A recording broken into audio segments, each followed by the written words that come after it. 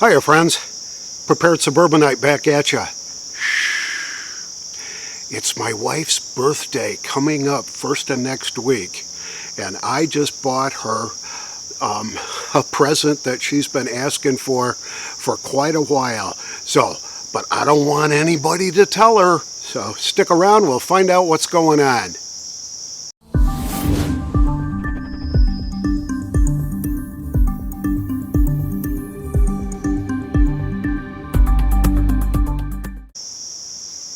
Hey, as y'all probably know, that being a prepper requires certain tools in order to get the job done.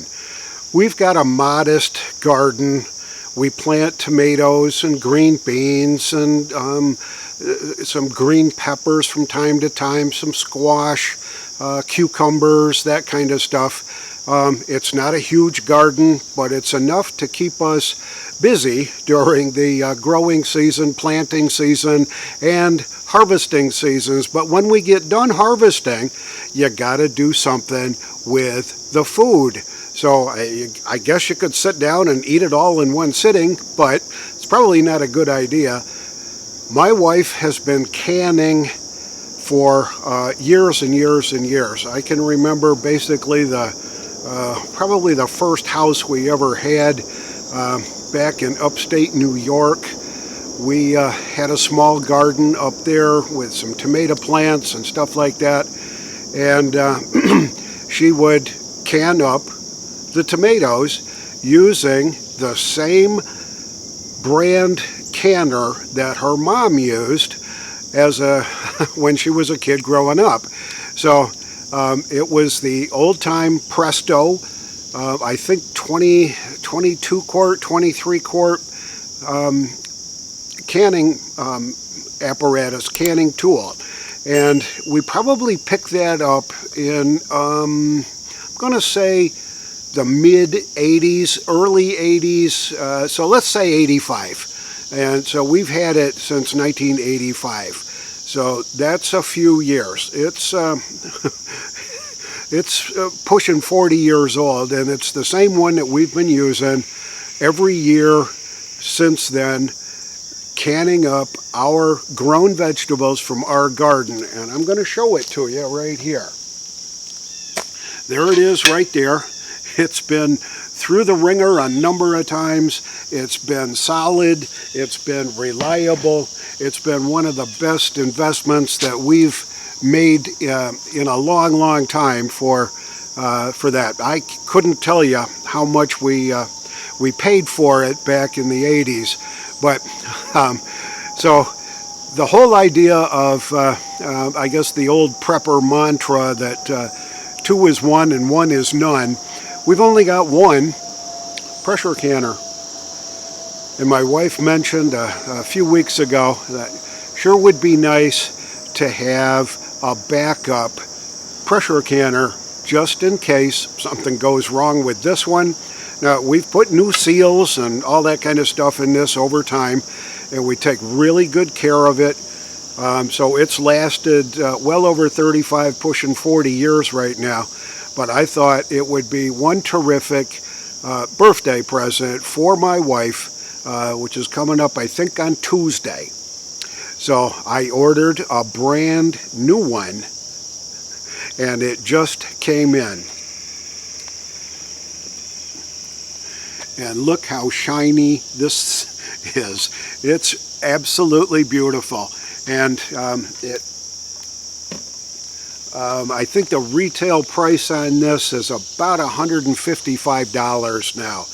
I don't suspect that we paid anywhere near that back in the 1980s for that. But so if you see my wife around, don't tell her what we got.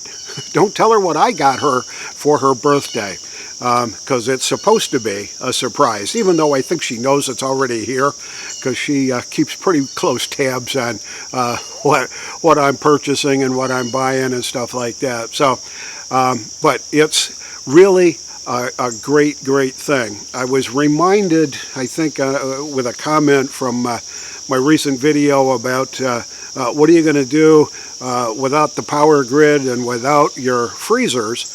And the biggest thing was we're going to can up as much of the food in there as we can, making soups and stews and whatever we can put up in our canning machine here to preserve for the future.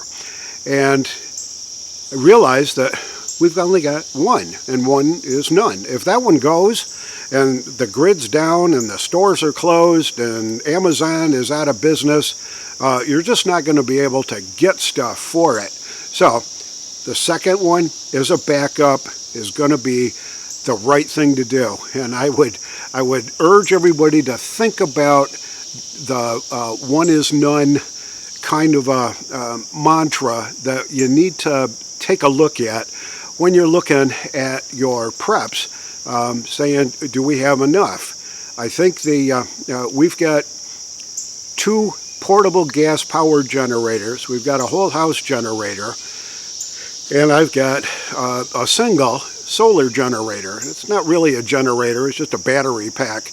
And I've done a couple of videos on that and on how it works. It's the Delta Echo 1300, and it works like a charm. It takes care of at least one of our freezers. We've got 2. So I'm thinking, hey, you know, it might not be a bad idea to pick up a second solar generator just to have, and we can use it to power up both the freezers downstairs and the refrigerator in the kitchen. So we should be good to go with 2 of them going. I'm going to investigate upgrading. I've got the 1300 now, and I'm thinking about going to the 2000 model, either from the EcoFlow brand or another brand. I think Alaska Prepper was just announced his affiliation with another brand, and he's pretty high on that. So I want to do a little bit of research on that, cost-wise and availability and stuff like that. So yeah, 2 is one and 1 is none. So keep your preps up to date. Take a look at what you've got. Keep in mind the rule, the mantra that 2 is one and 1 is none. This is the Prepared Suburbanite, reminding you to be prepared always, and I'll see you all on the next video.